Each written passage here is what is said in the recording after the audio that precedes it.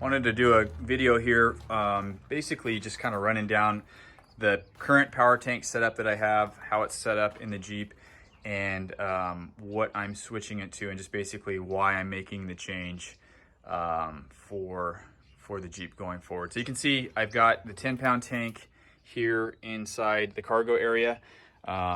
This was the original thought process, was to just get the Jeep, or the Powertank in the Jeep mounted securely until I figured out exactly how I wanted to lay the cargo area out. I had a pretty good setup in the JK. I had a cargo basket and, you know, with the tool bin and everything. And I think I'm going to do things a little different on the JL.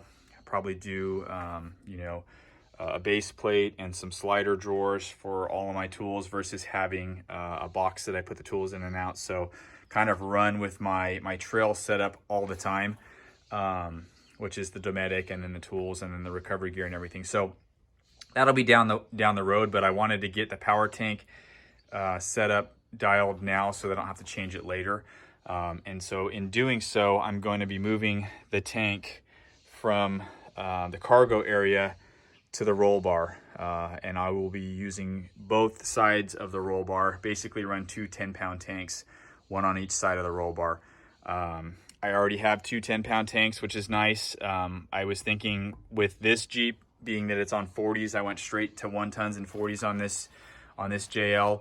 15-pound tank would be probably the minimum that I'd want to have with me for longer trips, say EJS or Trail Hero, places like that, or, you know, even when I go on longer camping trips and we're wheeling 3-4 days in a row, having that bigger tank or two 10-pound tanks would be nice for airing myself up the 40s, and inevitably I always end up airing somebody else up if they don't have CO2, show them how fast the Powertank works, or if they're using a compressor and they're waiting for everybody, we're waiting for them basically when we all fill up with the tanks, or if they just don't have air, a good air supply to air their tires up to what they need. So two 10-pound tanks is going to be the plan going forward. You can see I've got one of the brackets already mounted up.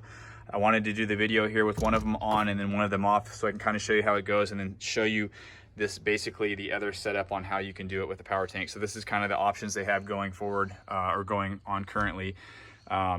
This bracket here took me less than 10 minutes. It's 3 bolts, all utilize existing holes on the JL. And then there's 6 bolts that hold the super bracket onto the bracket here that goes onto your roll bar. I mean, it's super easy to install. This pops off. There are 2 existing holes. They're already threaded, ready to go. You pull this guy off with a Torx. I think it's I don't remember what it is, like a 25 or something like that. Anyhow, it's a smaller Torx, and it sits on here. This thing sits on here nice and clean.